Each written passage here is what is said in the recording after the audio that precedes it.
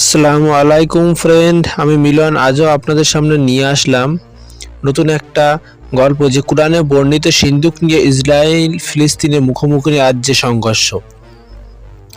পবিত্র কোরআনের সূরা বাকারার 248 নম্বর আয়াতে বর্ণিত আল্লাহ তাআলা একটি সিন্দুকের কথা বলেছেন, যার নাম তাবুতে সাকিনা। এই তাবুতে সাকিনা বর্তমানে গাজার ভিতরে আছে বলে দাবি করছে ব্রিটিশ আর্কিওলজিস্টরা। আর ঠিক এই জন্যে গাজার ভিতরে স্থল অভিযান করতে চাইছে ইসরায়েলরা, যাতে করে তারা সেই সিন্দুকটা উদ্ধার করতে পারে। আল্লাহ রব্বুল আলামিন এই গোপন সিন্দুকের নাম দিয়েছেন তাবুতে সাকিনা।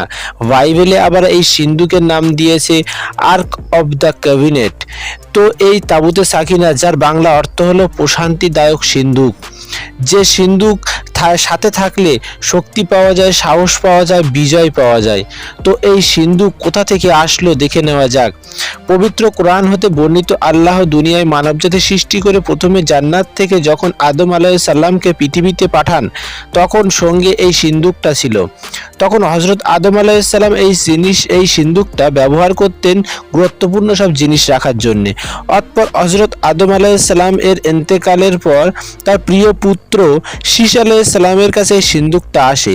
এভাবে পালাক্রম হযরত ইদ্রিস আলাইহিস সালাম, তারপরে হযরত নূহ আলাইহিস সালাম, এরভাবে বংশ পরম্পরায় যেতে যেতে হযরত ইব্রাহিম আলাইহিস সালাম ও হযরত ইসরাইল আলাইহিস সালাম তথা ইয়াকুব আলাইহিস সালামের কাছে গিয়ে এই সিন্দুকটা পৌঁছায়।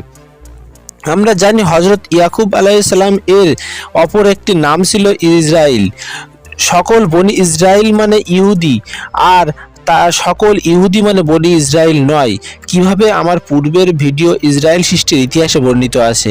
তো এরপর এই তাবুতে সাকিনা হযরত মুসা আলাইহিস সালামের কাছে পৌঁছায়। এরপর হযরত মুসা আলাইহিস সালাম সেটি ইহুদিদের কাছে দেয়।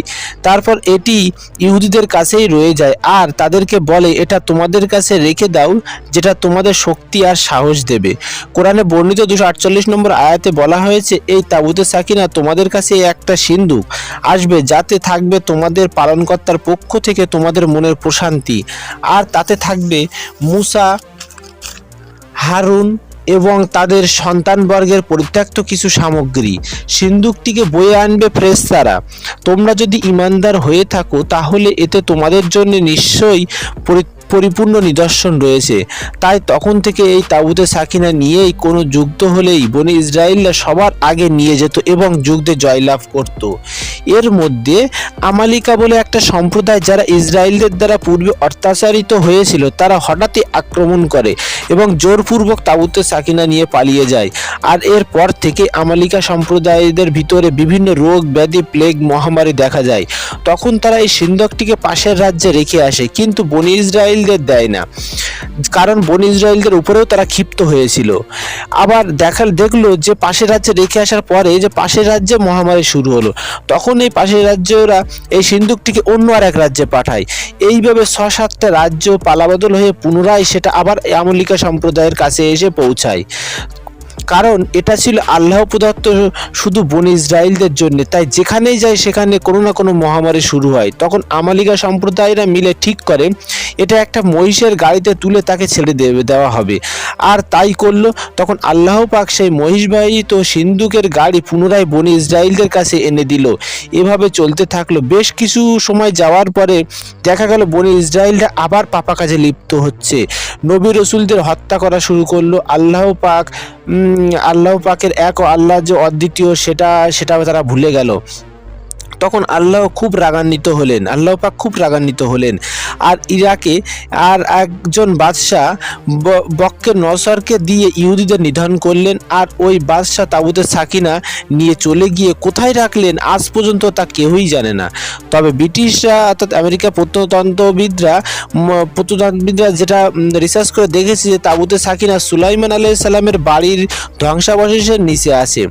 আর ধারণা করা হচ্ছে হযরত সুলাইমান আলাইহিস সালামের ঘর ফিলিস্তিনের গাজায় আছে, যার জন্য আমরা দেখতে পাচ্ছি গত 1.5 মাসেরও বেশি সময় ধরে গাজায় কি বর্বরতা হামলা করছে ইসরায়েল বাহিনীরা।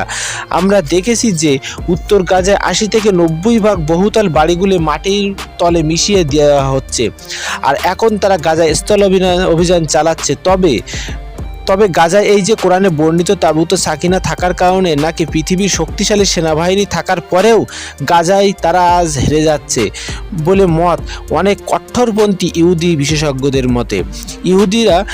এই ইহুদি হুইনের প্রধান তিনিও দাবি করেছেন যে তাবুতে সাকিনা ফিলিস্তিনিদের কাছেই আছে এবং ফিলিস্তিনরা সেটা প্রকাশ করছে না, যার কারণে ফিলিস্তিনদের এত দুর্বল একটা সেনাবাহিনী থাকার পরেও তাদেরকে পরাজিত করা যাচ্ছে না, বরং উল্টে তারাই পরাজিত হচ্ছে।